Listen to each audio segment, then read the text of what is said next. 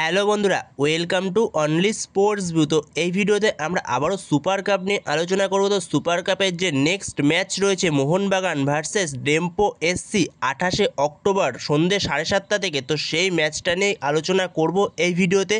তো সেই ম্যাচে দুই দলের কীরকম লাইন আপস নিয়ে নামতে পারে, তো সেই বিষয়ে আলোচনা করব এবং এর পাশাপাশি এই ম্যাচটি লাইভ টেলিকাস্ট নিয়েও আলোচনা করে নেব এবং মোহনবাগানকে গ্রুপ টপ করতে গেলে কি করতে হবে, তো সেই বিষয়টাও জানাবো এই ভিডিওতে এবং এর পাশাপাশি দুই দলের শক্তি দুর্বলতা নিয়েও একটু আলোচনা করে নেব। তো ভিডিওটি সবাই শেষ পর্যন্ত দেখতে থাকো, আর চ্যানেলে নতুন হয়ে থাকলে চ্যানেলটি সাবস্ক্রাইব করে পাশে থাকা বেল আইকনটিকে অন করে পাশে থেকো।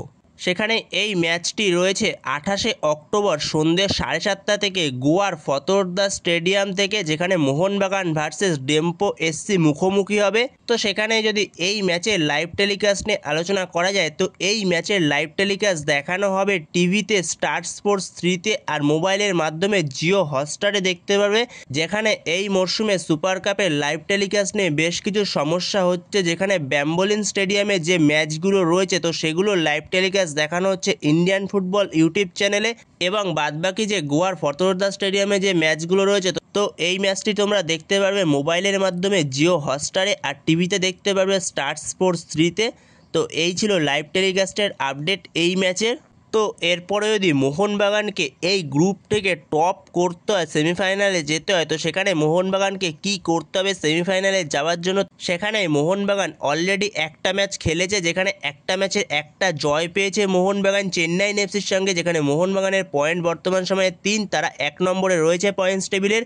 তো সেখানে মোহনবাগানের কাছে এই ডেম্পো এসসির সঙ্গে এই ম্যাচটি খুবই একটা গুরুত্বপূর্ণ ম্যাচ। তো এই ম্যাচ থেকে মোহনবাগানকে 3 পয়েন্ট তুলতে পারলে মোহনবাগান প্রায় কোয়ালিফাই করে যাবে বলা যেতে পারে। আর যদি ওদিক থেকে ইস্টবেঙ্গল জিতে যায় চেন্নাইয়ের সঙ্গে, তাহলে কিছুটা অপেক্ষা করতে হবে। আর যদি ইস্টবেঙ্গল কোনো কারণে চেন্নাই এফসির সঙ্গে পয়েন্ট লুজ করে, তাহলে বলা যেতে পারে মোহনবাগান কোয়ালিফাই করে যাবে অলরেডি সেমিফাইনালের জন্য। তো ওদিক থেকে যদি ইস্টবেঙ্গল ফুল পয়েন্ট পায় আর এদিকে মোহনবাগান যদি ম্যাচটা জিততে পারে, তাহলে মোহনবাগান প্রায় অনেকটাই এগিয়ে থাকবে ইস্টবেঙ্গলের থেকে। তাও তো মোহনবাগানের কাছে প্রেশারটা কম থাকবে ডার্বিতে, মোহনবাগানকে হয়তো শুধু ড্র করলেই মোহনবাগান কোয়ালিফাই করে যেতে পারবে। তো এরকমই কিছু সমীকরণ পড়ে রয়েছে পরবর্তী রাউন্ডে যাওয়ার জন্য, মানে সেমিফাইনালে যাওয়ার জন্য দুটো টিমের কাছে, মোহনবাগান ইস্টবেঙ্গল। তো মোহনবাগানকে অবশ্যই এই ম্যাচটার দিকে ভালো করে ফোকাস করতে হবে। ডেম্পো এসির সঙ্গে ম্যাচটা থেকে ফুল পয়েন্ট মোহনবাগানকে তুলতেই হবে।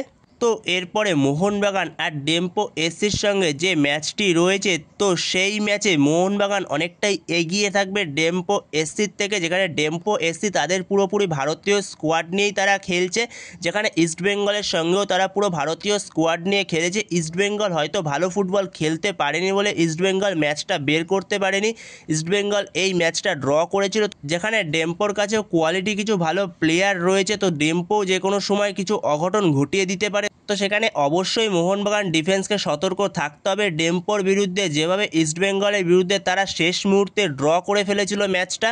তো সেইখানে অবশ্যই মোহনবাগান ধারে ভারে এগিয়ে ডেম্পোর থেকে অনেক বেশি, কিন্তু তা সত্ত্বেও ফুটবলে কখন কী হবে সেটা বলা মুশকিল। যে কোনো টিম যে কোনো সময় রেজাল্ট বের করে নিতে পারে। তো সেখানে অবশ্যই মোহনবাগান ডিফেন্সকে সতর্ক থাকতে হবে ডেম্পোর বিরুদ্ধে 3 পয়েন্ট তোলার জন্য। তো সেখানে যদি এরপরে দুই দলের লাইন আপস নিয়ে আলোচনা করা যায়, তো সেখানে সবার প্রথমে যদি ডেম্পো এসসিকে নিয়ে আলোচনা করা যায়, তো ডেম্পো এসসি তারা 4-4-2 ফরমেশনে যেতে পারে, যেখানে ডেম্পো এসসির হয়ে গোলে স্টার্ট করবে আশিস সিবি, আর 4 জন ডিফেন্সের মধ্যে লেফট ব্যাক স্টার্ট করবে সায়েজ বাক্কার, আর রাইট ব্যাক স্টার্ট করবে ড্যানিয়েল মুথু, আর দুজন মেন সেন্টার ব্যাক হবে, একজন মোহাম্মদ আলী, আরেকজন হলো পিত্তেশ পেন্ডেনেকর। তো এরপরে মাঝমাঠে একজন অ্যারিস্টন কস্টা, আরেকজন হলো ভিনয় হারজি। তো এরা দুজন সেন্টার মিডফিল্ডে স্টার্ট করবে, আর দুদিকের উইং থেকে স্টার্ট করবে, লেফট উইং থেকে স্টার্ট করবে দুনজেল, আর রাইট উইং থেকে স্টার্ট করবে ভিয়েরি, আর ওপরে দুজন স্ট্রাইকার হবে, একজন শুভম রাওয়াত, আরেকজন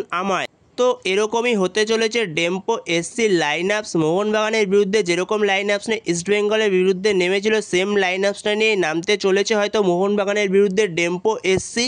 এরপরে মোহনবাগানের কোচ মলিনা তার কীরকম লাইন আপস হতে পারে ডেম্পো এসসির বিরুদ্ধে, তো সে 4, যেখানে গোলে স্টার্ট করবে বিশাল কাইত, যেখানে 4 জন ডিফেন্সের মধ্যে লেফট ব্যাক স্টার্ট করবে Subhasis Bose, right back start করবে মেহতাব সিং, আর দুজন মেন সেন্টার ব্যাক হবে সেক্ষেত্রে আলবার্তো রড্রিগেস আর টম অ্যালেট, আর মাঝমাঠে দুজন স্টার্ট করবে, একজন হলো আপুয়া, তো আপুয়ার পাশে স্টার্ট করবে অনিরুদ্ধ থাপা।